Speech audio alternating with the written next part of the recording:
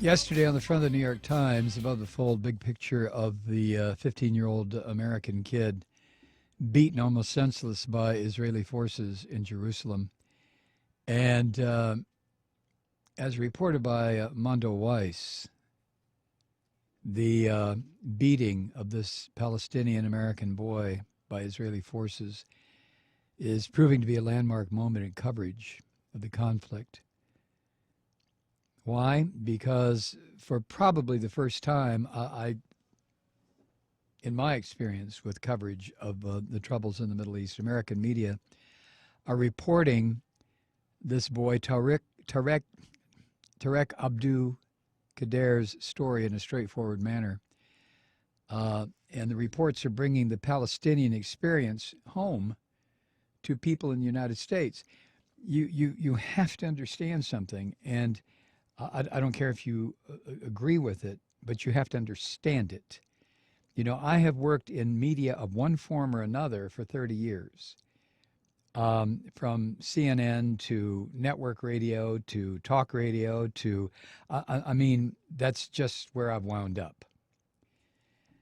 And I can tell you unequivocally that in all those years of working around news organizations, I never, ever, not once, not ever, saw the issues from the Middle East reported in a fair and balanced manner. Never. When I wrote, I was working for an alternative newspaper in Atlanta 30 years ago, in addition to starting in radio. And when I wrote a piece, it was a column, personal column, not news, personal column, about the suffering of the Palestinian people as a result of the first Intifada, where kids were being hit with so-called rubber bullets. Rubber bullets, yeah, they're rubber on the outside. Inside, they're a chunk of steel.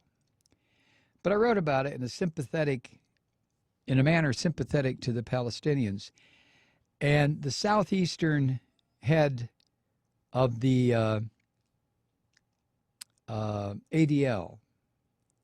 ADL, yeah, Anti-Defamation League, right, who's now dead.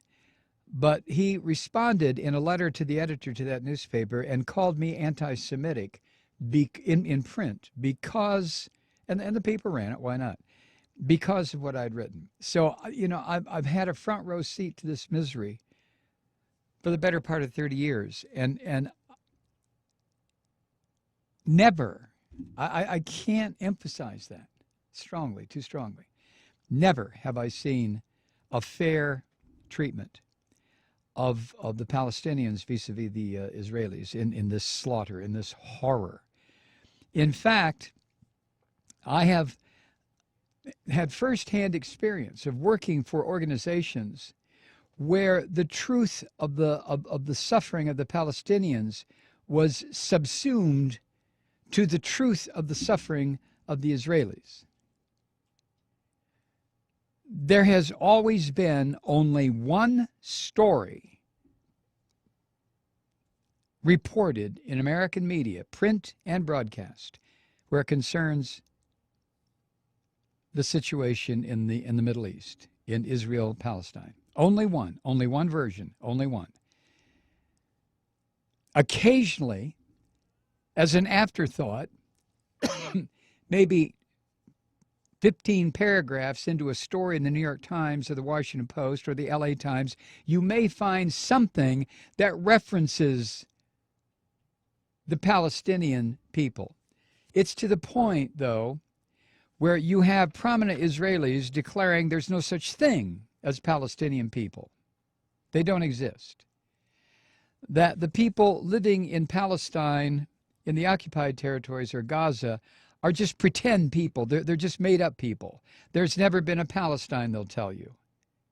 Therefore, there cannot be Palestinian people, they'll tell you.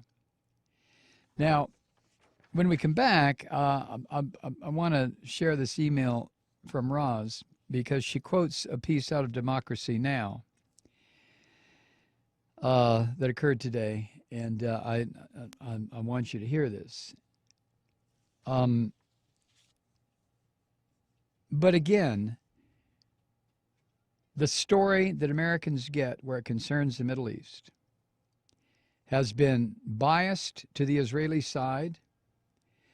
There are two major terror nations on the planet right now. I'm talking about nation states. There are also groups who the rest of the world may label them as terrorists. But the United States and Israel have apparently no problem invading, slaughtering, bombing, killing. No problem. We'll be back.